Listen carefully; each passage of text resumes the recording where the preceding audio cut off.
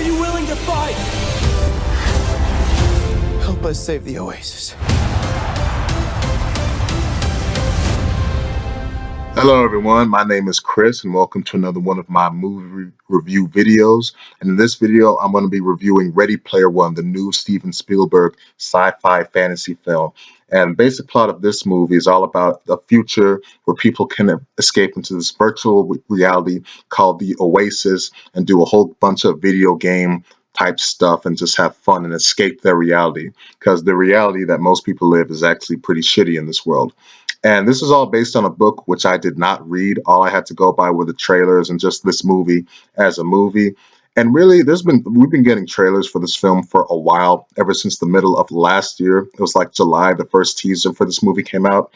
And really, I was never all that excited for this film, to be honest. It was just because I didn't have any attachment to the book at all. I was just like, well, okay, sort of a video game-like movie coming out.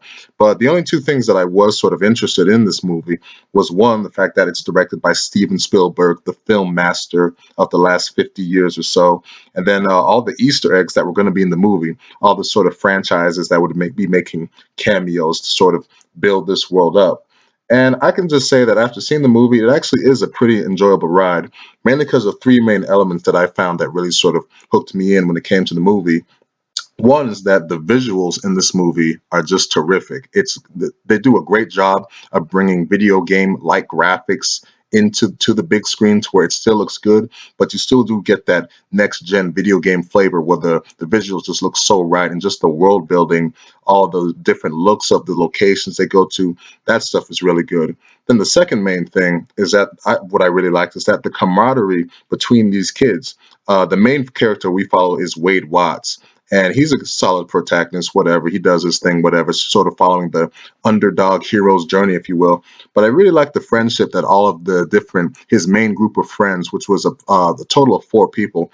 I really enjoyed all that stuff they did. It's one of the cool things Steven Spielberg does in a movie like E.T., where you just have fun following these group of kids. And they did a really good job of that in this film. What I will say is that I didn't follow sort of the marketing for this film closely. So one thing that was cool is that you meet the avatars that these people have first, and then you meet their real version.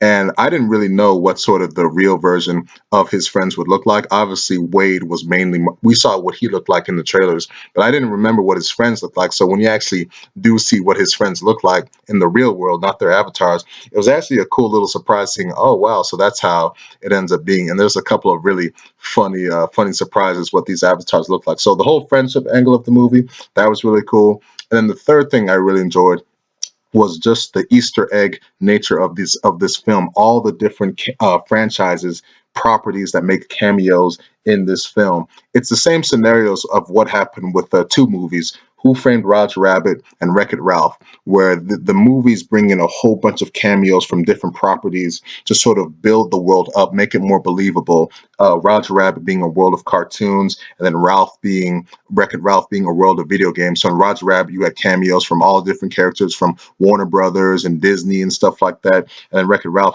video game characters like Super Mario Brothers, Pac-Man, all that stuff. They do that in this film too, except this time everything is on the table. They pretty much can use any cameo they want to, and it's so fun to watch. Just right from the opening, you're just flooded with cameos, and it's really perfect that this movie came out uh, on Easter weekend, because it is an Easter egg hunt in this movie, just spotting all the different little things. And I was having a whole lot of fun with that. It was actually pretty perfect for me because I saw this movie on actual Easter Sunday. Because of my work schedule, I couldn't see it on Friday and Saturday, which is the normal days I see movies. But in the end, it actually ended up being pretty cool seeing this movie on Easter. Some of the stuff that you see in the trailers, the stuff like King Kong, you see him, the Iron Giant, which is one of the main cameos they're promoting, and Chucky and Batman. That stuff is cool, but there's a whole lot more cameos of stuff that's some stuff that gets a really prominent presence, and other stuff that you're just gonna have to spot in the background. But it makes for a really fun seeing this stuff.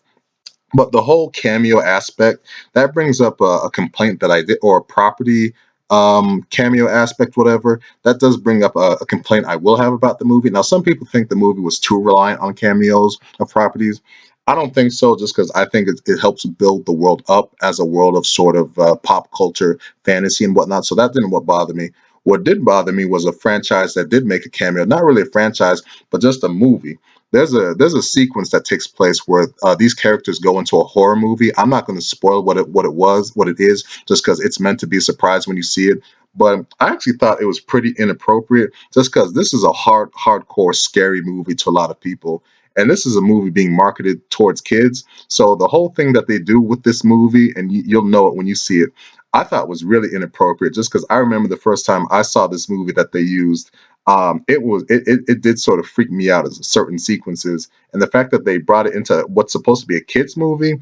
I think Spielberg should have known better than to do that. So that was a sequence that I didn't think worked very well for its this movie's sort of main target demographic, I think, which is supposed to be kids. So that didn't work too well. But other than that, I didn't have a whole lot of complaints. Just the fact, besides that, overall, I will say that there's nothing about the movie that sort of blew me away and how good it was, besides those three elements that did make it an enjoyable ride for me. So overall, I'm going to give it a 7.5 out of 10. Really enjoyable movie, really fun ride. I don't think there's a whole lot of rewatch value for me personally, just because it was just sort of a fun roller coaster ride of a movie following some cool visuals, characters, and whatnot. But I don't know, there just wasn't that certain punch that would make me want to go like, oh my god, I got to see this over and over and over again. So that's why I'm going to stick with a 7.5 out of 10. But it's definitely a really good movie. And as for the box office, because I'm recording this post opening weekend it came out, it ended up doing $41 million, which is respectable business. Although the budget of the movie was 175 million, so they probably would have liked a bit of a higher number. But worldwide, it's already made its budget back. It's at 181 million total, and the movie's definitely going to make some more money. I think it'll be a pretty decent hit for the studio. So, and well deserved, just because it is a really it's a solid movie, really fun movie that I enjoyed and I recommend. So anyway, that's my review for Ready Player One. Hope y'all enjoyed this video, and I'll see y'all around with another video.